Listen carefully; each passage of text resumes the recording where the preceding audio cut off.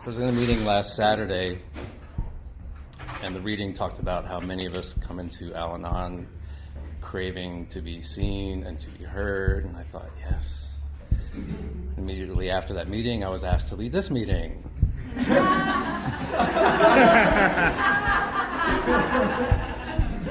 So be careful what you wish for. Man, just in the last 20 minutes, I've been on a roller coaster of emotions just sitting here. It's very bright. I remember this meeting being very dark, so I didn't expect everyone's face to be so well lit and looking into me. So my story, my Alanon story is one of abandonment and low self-worth.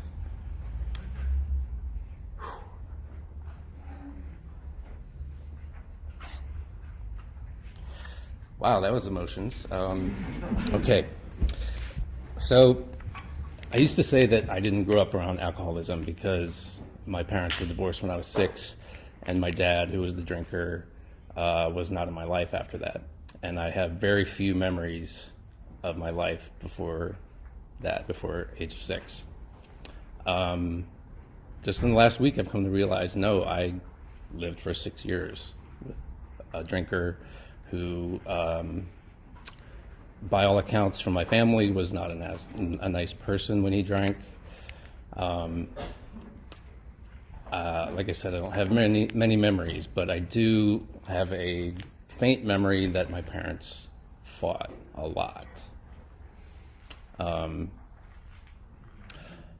remember my favorite places being under the dining room table or at the top of the pine tree that was in front of our house. I loved to climb that tree and hang out up there.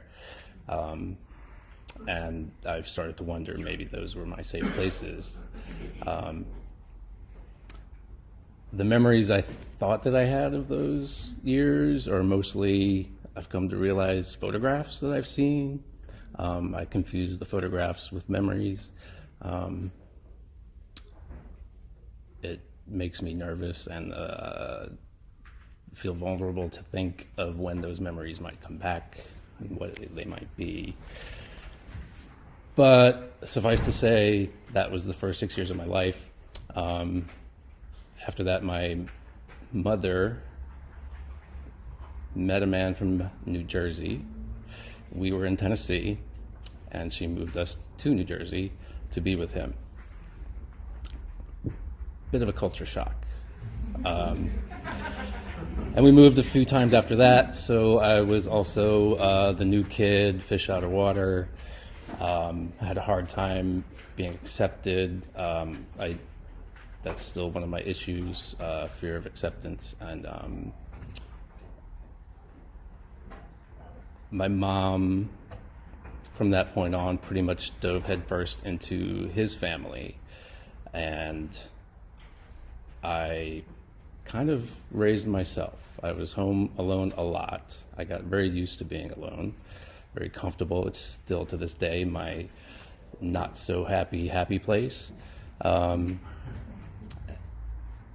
But it's one thing I'm working on, and these rooms give me a place to go to not be alone. And I'm very grateful for that.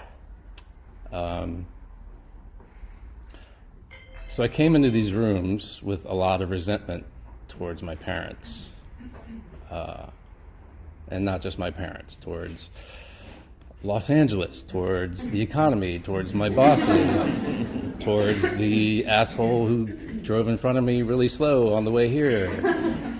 I was a professional victim. I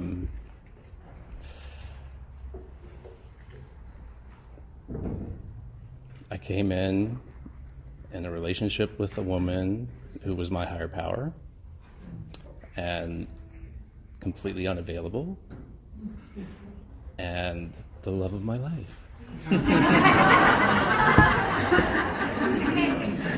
And I knew her for 3 months.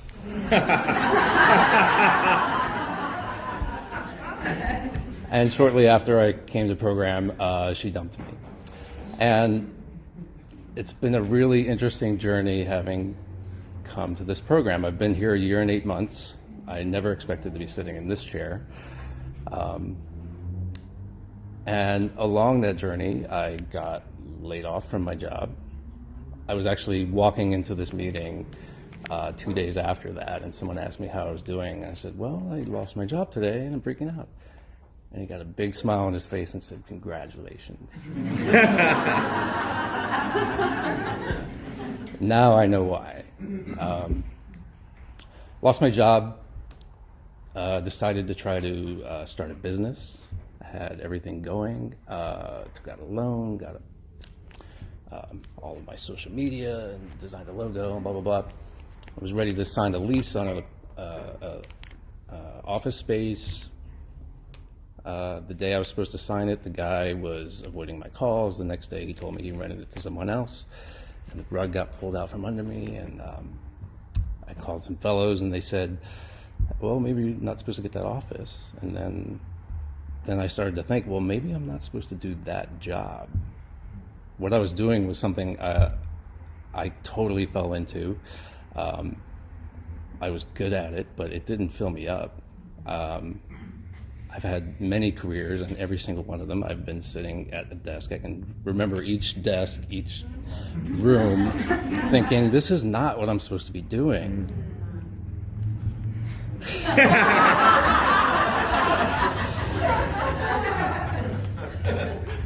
And one of my favorite things that I've heard in this program is defining recovery as recovering the you were always meant to be. All right, we're on the right track. So, here I am, unemployed, no business, no health insurance. Thank you. I'm on my way to a meeting. I'm going to meet a fellow for coffee before a meeting, and I get hit by a car on my motorcycle.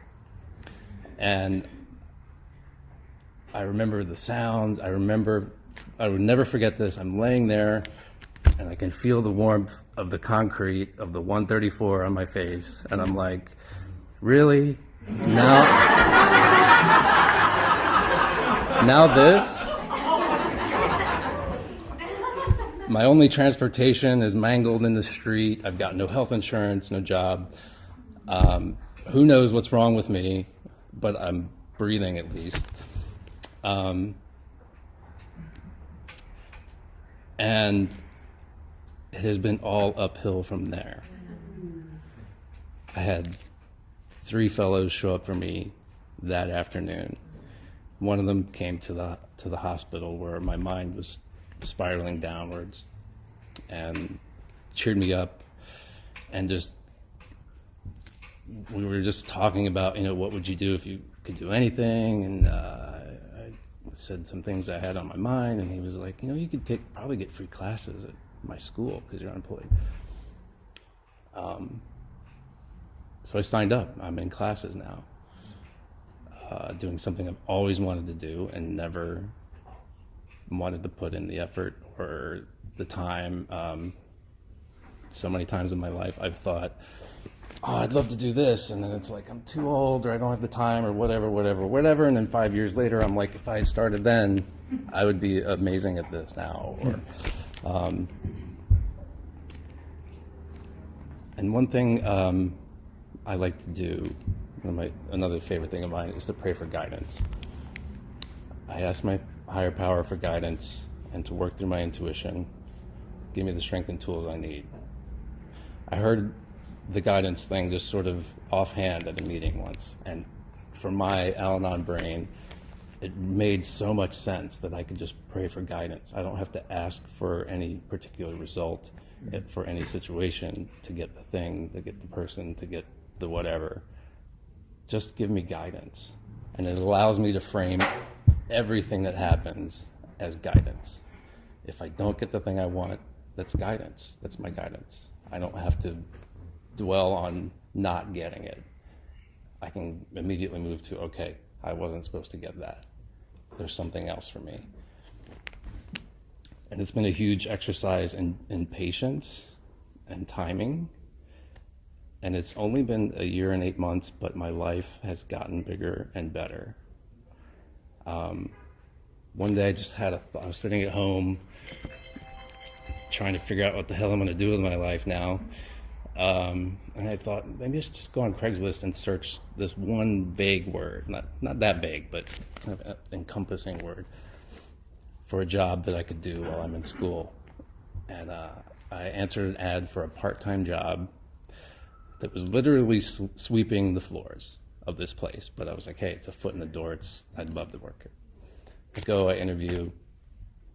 2 days later, they offer me a full-time job working hands-on.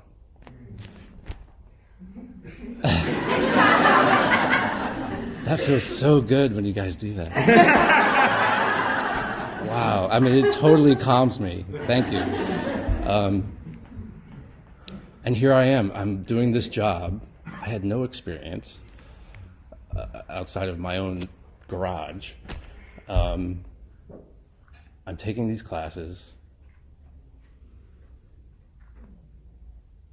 And as much as I remember, like, just wanting the things to happen and happen now, is that 3 left?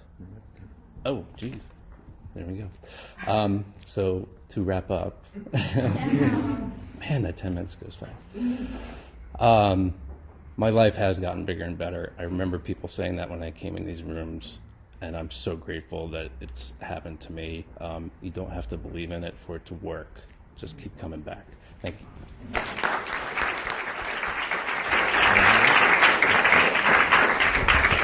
Hi, Brian. Hey, Brian. So what that reading brings up for me is my mommy issues. My mom's not a drinker. She's an unrecovered Alanon. And as much as I share with fellows and in rooms about what my mom does that gets on my nerves, I do the same shit, and I got it from her. It reminds me of my last Thanksgiving because I went home to St. Louis. We were going to help move my grandmother, and everyone, I kind of hoped that I was busy enough that I wouldn't have to go, but they offered to buy me a flight and all this stuff, and I thought, well, if nothing else, I can be of service. I can just show up to help pack and move. And thankfully, I had some tools from this program to get me through that weekend. My mother is very controlling. She literally said during that weekend,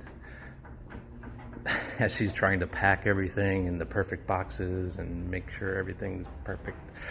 And my grandmother was getting real frustrated because she just does it her way. And my mom's like, she doesn't do it the right way. I'm like, ugh. It's not, why is it the right way? Why is your way the right way? And what I was able to do that weekend was call fellows. I was able to actually put my program to use. I was able to, thank God I had car keys. I could just go to the car and drive to Starbucks and get into gratitude and say, I'm here to be of service. I can step away for 5 minutes and go back and be in a better headspace to help.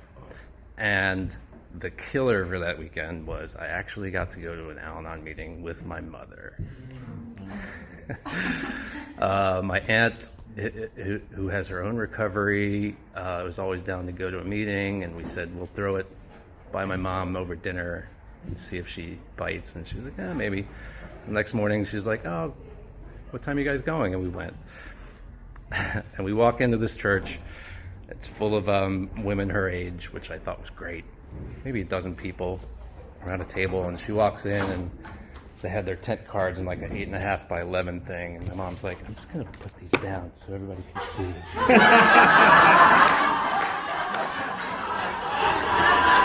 And my aunt and I looked at each other like,